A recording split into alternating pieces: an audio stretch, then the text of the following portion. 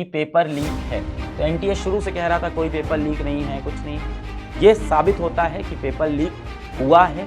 CBI की report भी कह रही, माननीय सुप्रीम कोर्ट ने अपने जजमेंट में भी बोला कि पेपर लीक है। पटना में है, हजारीबाग में है, 155 बच्चों के पास पेपर लीक है। मोबाइल फोन के थ्रू हुआ है, ये भी प्रूफ हुआ है। पर the court is mindful of the fact directing the fresh new have serious consequences. वो कह रहे हैं कि 2 मिलियन बच्चों की जिंदगी का सवाल है। 2 मिलियन मतलब लगभग 20 लाख बच्चों की जिंदगी का सवाल है। और अगर रीनीट कर देते तो प्रॉब्लम होती कि destruction of admission schedule to medical courses, जो एडमिशन शेड्यूल है वो पूरा डिस्टर्ब हो जाता जब आप कॉलेज में जा रहे हैं जो बच्चे। Effect on the course of medical education, जो कोर्स है मेडिकल एजुकेशन का, जिस तरह से बच्चे जाएंगे, जिस महीने में जाएंगे, जो साइकिल होगी वो पूरी डिस्टर्ब हो जाएगी। Impact on the availability of medical professionals in future, कि भाई अगर ये सेशन लेट होगा तो डॉक्टर भी लेट बनेंगे, तो एक गैप हो जाएगा, तो जो डॉक्टर पेशेंट रेशियो है वो डिस्टर्ब हो सकता है। तो तीसरा पॉइंट यही बोला है, impact on the availability of medical professions in future, serious element of disadvantage to marginalised student. But हाँ, साथ में no grace mark for this question, इस क्वेश्चन पे कोई ग्रेस मार्क्स मत देना, यानी जो +4 है वो नहीं मिलेगा, -1 भी नहीं मिलेगा, +4 भी नहीं मिलेगा। ये फाइनल है इस कंट्रोवर्शियल क्वेश्चन के लिए। ये क्वेश्चन इंपैक्ट कर रहा है 4 लाख स्टूडेंट्स को। 4 लाख स्टूडेंट्स ने ये क्वेश्चन अटेम्प्ट किया है, इसलिए उनको ये इंपैक्ट कर रहा है। उन 4 लाख बच्चों में जिसने ऑप्शन 4 नहीं मार्क किया, कोई और ऑप्शन मार्क किया है, उसको -1 नहीं मिलेगा, नेगेटिव मार्किंग नहीं होगी। पर जो ग्रेस नंबर मिले थे वो भी नहीं मिलेंगे। और इन 4 लाख में से 44 स्टूडेंट ऐसे थे जिनके 720 में से 720 नंबर थे, तो वो 720 में से 720 अब नहीं रहेंगे अगर उसने ऑप्शन 4 नहीं मारा है। जितनों ने इसमें से अब ऑप्शन 4 नहीं मारा था, 44 स्टूडेंट्स को ग्रेस मिला था, वो ग्रेस नंबर हटा दिया।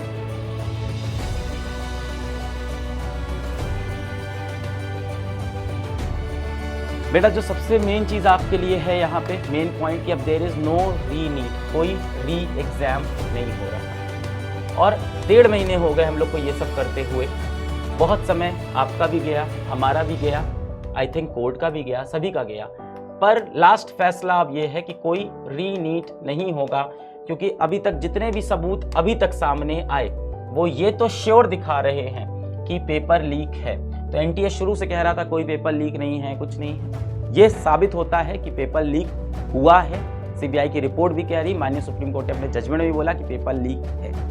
पटना में है, हजारीबाग में है, 155 बच्चों के पास पेपर लीक पहुंचा है। मोबाइल फोन के थ्रू हुआ है, ये भी प्रूफ हुआ है। पर अभी तक वो मोबाइल फोन बरामद ही नहीं हुआ है, और यही आर्ग्यूमेंट काफी देर तक लॉयर साहब ने दिया कि अभी तक मोबाइल फोन बरामद नहीं हुआ है, तो कैसे पता कर सकते हैं कि पेपर लीक और बच्चों तक नहीं गया होगा। हम कैसे श्योर हो सकते हैं कि 10 दिन बाद फिर सीबीआई आएगा और सीबीआई आके फिर सबमिट करेगा कि नहीं 155 नहीं, 1,500 बच्चों तक पेपर लीक पहुंचा है।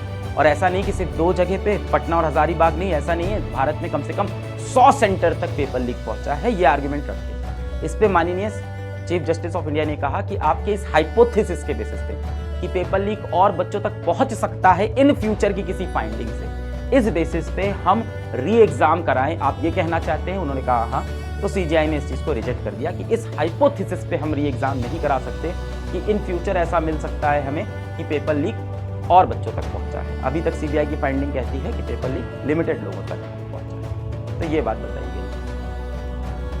अब सबसे जो इंपॉर्टेंट क्वेश्चन उठता है वो होता है वे फॉरवर्ड, आगे क्या करना है। वे फॉरवर्ड कि भाई next, what next in life. भाई सबसे ज्यादा तो यही सुनना है, सभी को यही सुनना है। अब देखो उस पर्टिकुलर क्वेश्चन में -1 मिला, -5 मिला। मैं देख रहा हूँ काफी आप लोग कमेंट में ये चीज आर्ग्यू कर रहे हो, पेपर लीक कहाँ तक पहुंचा ये आर्ग्यू कर रहे हो। मुझे ये बताओ, इससे तुम्हें फर्क पड़ेगा? हाँ या ना में जवाब। पेपर लीक कितने बच्चों तक पहुंचा, इससे तुम्हें फर्क पड़ेगा? सिस्टमिक फेलियर है कि नहीं? अगर तुम्हारे मन में अभी भी ये डाउट है कि सिस्टमिक फेलियर है, हाँ गलती थी, हाँ पेपर लीक बहुत ज़्यादा हुआ है, हाँ मास पेपर लीक हुआ है, क्या इससे फर्क पड़ेगा? मेरा अब सवाल बहुत ऑब्जेक्टिव होगा।